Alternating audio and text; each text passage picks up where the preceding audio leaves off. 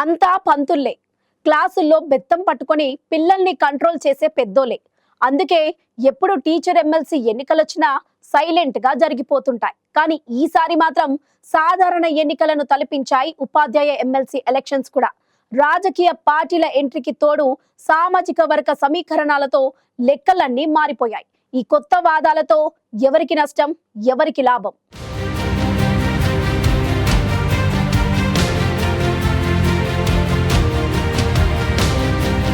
తెలంగాణలో 3 ఎమ్మెల్సీ స్థానాలకు ఎన్నికలు జరిగాయి. ఫిబ్రవరి 27న పోలింగ్ ముగిసింది. మార్చి 3న ఫలితాల కోసం బరిలో ఉన్న అభ్యర్థులంతా ఉత్కంఠగా చూస్తున్నారు. అందులో ముఖ్యంగా ఉమ్మడి నల్గొండ, వరంగల్, ఖమ్మం టీచర్స్ ఎమ్మెల్సీ బరిలో ఉన్న అభ్యర్థుల గుండెల్లో రైళ్లు పడగెడుతున్నాయి.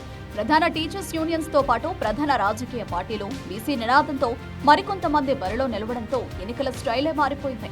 ఇంతకీ టీచర్ ఎమ్మెల్సీ ఎన్నిక కొత్త వివాదానికి బలం చేకూర్చనుందా, లేదా రాజకీయ పార్టీలకు బలం ఇవ్వనుందా అనే చర్చ పెద్ద ఎత్తున సాగుతోంది. చర్చ ఎలా ఉన్నా ఈసారి బరిలో మొత్తం 19 మంది అభ్యర్థులుంటే అందులో ప్రధాన పోటీదారుడు సైతం ఎక్కువగానే ఉండడంతో ఫలితాలు ఎలా ఉంటాయనే చర్చ సాగుతోంది.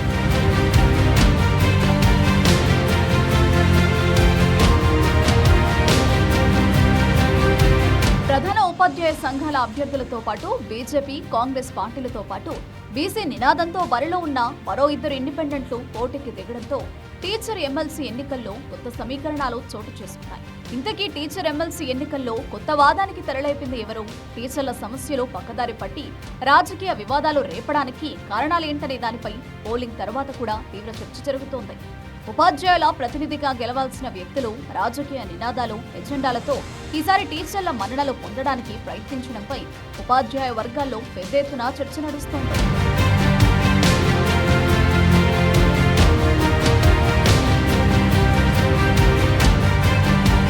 ఉమ్మడి నల్గొండ, వరంగల్, ఖమ్మంలో జరిగిన టీచర్ ఎమ్మెల్సీ ఎన్నిక గతానికి పూర్తి భిన్నంగా జరిగింది. ఈసారి సాధారణ ఎన్నికలను నిర్వహించడంలో, అవగాహన కల్పించడంలో సిబ్బంది వ్యవహరించే టీచర్స్ ఈసారి ఓటర్లుగా అవతారమెత్తి తమ ప్రతినిధిని ఎన్నుకునే ఎన్నిక ఇదే.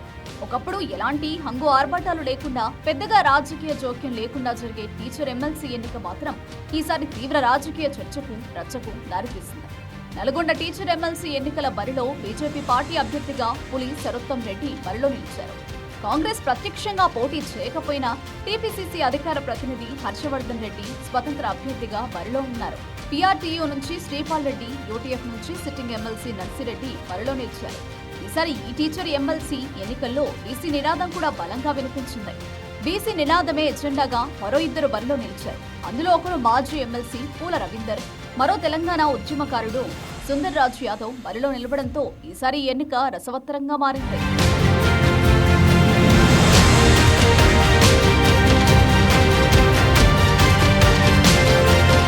ఒకప్పుడు టీచర్స్ ఎమ్మెల్సీ ఎన్నికల ఓటర్లు అంటే ప్రభుత్వ పాఠశాలల ఉపాధ్యాయులు, జూనియర్ కాలేజీలు, డిగ్రీ కాలేజీల లెక్చరర్స్, యూనివర్సిటీ అధ్యాపకులు మాత్రమే ఉండేవారు. ఈసారి ప్రైవేటు టీచర్లకు కూడా ఓటర్లుగా అవకాశం ఇవ్వడంతో వారి ప్రతినిధులు కూడా బరిలో నిలవడం మరో చర్చకు దారితీసింది. టీచర్స్ ఎమ్మెల్సీ ఎన్నికల బరిలో రాజకీయ పార్టీలు పాల్గొనడం మొదటిసారి అయినప్పటికీ ఈసారి మరో నినాదం కూడా ఈ ఎన్నికను మరింత ఉత్కంఠగా మార్చేసింది. తెలంగాణ రాష్ట్రంలో 60% పైగా ఉన్న బీసీలు రాజ్యాధికారం దిశగా పయనించాలని, దానికి టీచర్స్ ఎమ్మెల్సీ ఎన్నికని రెఫరెండంగా మారాలని వరంగల్ కేంద్రంగా భారీ బహిరంగ సభ పెట్టి మరీ నినదించారు.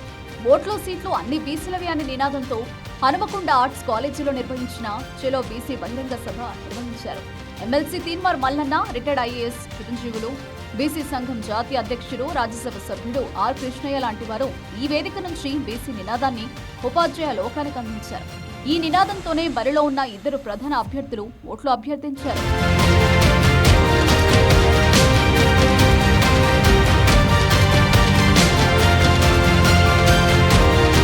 ఓవైపు బీసీ, ఓసీ నినాదం, మరోవైపు టీచర్ల సమస్యలపై పోరాడే యూనియన్స్, ప్రధాన రాజకీయ పార్టీలతో టీచర్ ఎమ్మెల్సీ ఎన్నిక గతానికి భిన్నంగా జరిగింది. ముఖ్యంగా టీచర్ల సమస్యలపై 317 జీవోపై పోరాటం చేశామంటూ బీజేపీ ఎంపీలు, ఎమ్మెల్యేలు ప్రచారం చేశారు. ఉపాధ్యాయ ప్రతినిధులుగా ఉన్న ప్రధాన యూనియన్స్ ఈ ఎన్నికలలో నామమాత్రంగానే ఉన్నారు. గత 10 ఏళ్లలో టీచర్ల సమస్యలను ప్రభుత్వం దృష్టికి తీసుకెళ్లడంలో పీఆర్టీయూ, యూటీఎఫ్ విఫలం కావడం, ఆ పేరు చెప్పి గెలిచిన ఇద్దరు ఎమ్మెల్సీలు కనీసం టీచర్ల సమస్యలపై మండలిలో ప్రశ్నించకపోవడంతో ప్రధాన యూనియన్ ప్రతినిధులను టీచర్లు పట్టించుకోవడం మానేశారు. సమస్యలు వచ్చినప్పుడు సంఘాల నేతలు తమ వైపు నిలబడకపోవడంతో వారిపై ఆగ్రహంగా ఉన్నారు ఉపాధ్యాయులు. దీంతో రాజకీయ పార్టీలు ఇటు బీసీఓసీ నినాదంతో ముందుకు వెళ్లే ఉద్యమకారులకు ఈ ఎన్నిక ఆయుధంగా మారింది.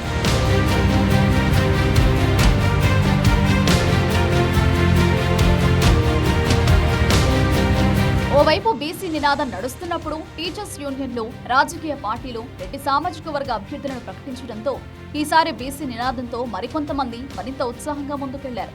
దీంతో టీచర్స్ ఎమ్మెల్సీ ఎన్నిక సాధారణ ఎన్నికను తలపించేలా సాగింది. ఒకవైపు నినాదాలు, మరోవైపు రాజకీయాలు, ఇంకోవైపు ప్రలోభాల మధ్య జరిగిన ఈ ఎన్నికలలో ఫలితం ఎలా ఉంటుందనే ఉత్కంఠ పెరుగుతోంది.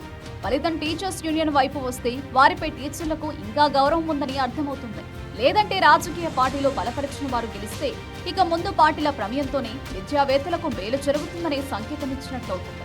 లేదంటే బీసీ నినాదం గెలిస్తే ఆ సామాజిక వర్గం రాజ్యాధికారం దిశగా పయనించడానికి బలం చేకూరినట్లవుతుంది.